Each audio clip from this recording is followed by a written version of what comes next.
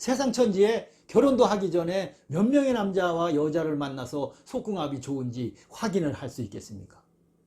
이렇게 경험이 많고 어떤 게 좋은 궁합인지 뭐 명기가 어떻고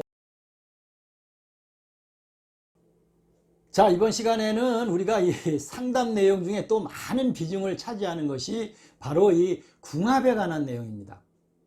즉 자녀의 혼사 문제, 또 자신의 삶에 관한 문제, 부부 문제, 또 맞지 않는 궁합으로 인한 불화나 이혼 문제 등 이 상담 내용이 의외로 상당히 많다고 볼 수가 있겠습니다.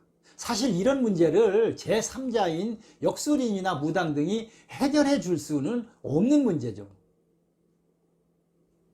대다수 보면 또 이 대부분 이런 문제를 어디 내놓고 얘기하기도 뭐하고, 부부관계가 뭐 밤에 뭐 맞질 않은 이런 얘기를 어디 가서 하려니 창피하고, 병원을 가보려니 환자 취급하는 것 같고, 이러다 보니까 오히려 이 익명도 보장되고 비밀도 보장되는 역술가나 무당을 찾아서 고민거리를 자꾸 늘어놓게 되고 상담을 하게 되는 것이죠. 그래서 제가 늘상 이야기합니다마는 무당이나 역술인들은 어떤 때는 의사도 되고 판사도 되고 상담사의 역할도 하고 부모 형제의 역할을 대신 해주는 것이기 때문에 굉장히 중요한 것입니다. 그래서 어설프게 뭐 책 한 권 읽고 어디 가서 그냥 뭐 자기가 뭐 이렇게 무당이나 역술인 노릇하고 자꾸 개인적인 그 욕심 채우는 이런 행위들을 절대 해서는 안 되는 것이 바로 이 역술가나 무당들이다, 이렇게 말씀을 제가 늘상 드립니다.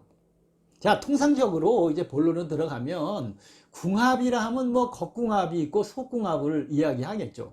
겉궁합은 뭐 대부분 사주를 풀고 관상을 보고 그 다음에 손금 뭐 이런 것들을 겉궁합이라고 이야기를 통상적으로 하고, 속궁합은 이제 실제로 같이 잠자리를 해보고 뭐 관계를 하는 그런 그 궁합을 속궁합이다, 이렇게 말들을 하는 것이죠.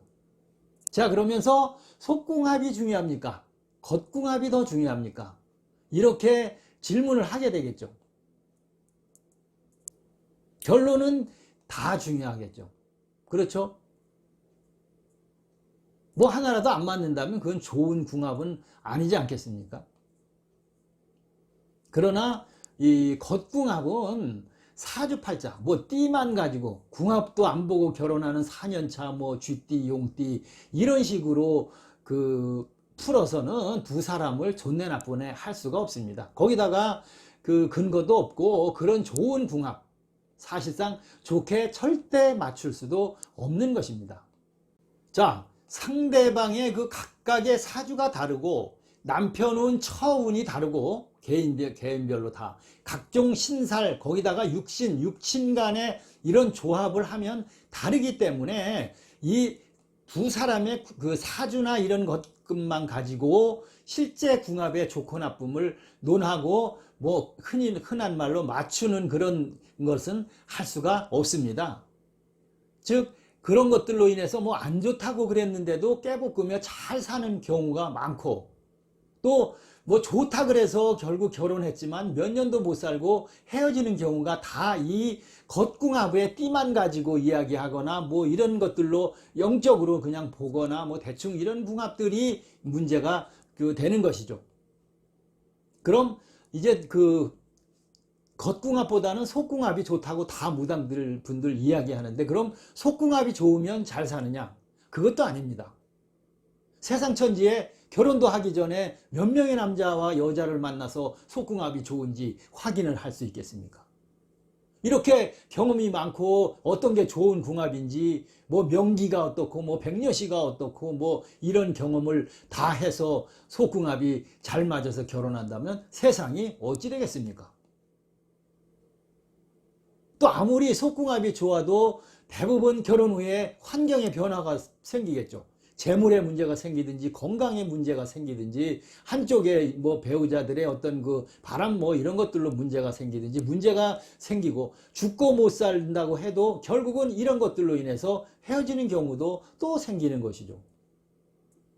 그도 아니면 이 경험을 이렇게 속궁합 경험을 많이 한 사람이 배우자 한 사람 가지고 만족하고 끝까지 사느냐? 절대 아니겠죠. 또 더 좋은 속궁합을 찾아서 세상 돌아다닐 수도 있다는 얘기죠. 결국 대부분의 사람들은 뭐 토끼를 만나든 병광새를 만나든 백년시를 만나든 뭐 명기의 여성을 만나든 돌부처를 만나든 이 운인 것입니다. 자신의 배우자 운. 그것이 배우자 운입니다. 그래서 전생에 만나는 가장 좋은 배우자 운은 결국은 처음 만나는 그 배우자가 되겠죠. 뭐 얼마나 많은 경험을 했으면 속궁합이 안 맞는 것을 알 수 있겠습니까? 대부분 다 서로 맞춰가면서 살아가는 게 부부인 것이고, 그런 속궁합 이런 것들이 어떤 것인지를 모르니까 현재 만난 배우자가 가장 좋은 배우자다 생각하고 다 살아가는 것이죠. 그래서 속궁합 타령하는 것도 사실은 뭐 흔한 말로 웃자고 하는 이야기일 수밖에 없는 것입니다. 물론 배우자 운이 좋아서 또 어떻게 하다 보니까 인연이 잘 돼서 처음 만났지만 속궁합이 좋다면 어떤 그 재물의 문제나 이런 건강이나 이런 문제들을 덮고 더 이렇게 그 안 좋은 일이 발생하는 것이 주는 것은 사실입니다. 그래서 겉궁합보다는 속궁합이 그래도 중요할 수가 있는데 이것을 맞출 수는 또 없는 것이 바로 궁합이 되겠죠. 자, 그럼 속궁합도 아니고 겉궁합도 아니면 도대체 뭐가 제일 중요하냐? 바로 개인별로 자기 자신이 타고난 인성이 가장 중요한 것입니다. 잘 다듬어진 인성. 사람은 타고난 천성을 고쳐서 쓸 수는 없다 이렇게 이야기를 하죠. 그런데 이 인성만큼은 그 부모 혹은 뭐 사회 환경, 친구 관계 이런 것 등에 따라서 얼마든지 고쳐 나갈 수가 있습니다.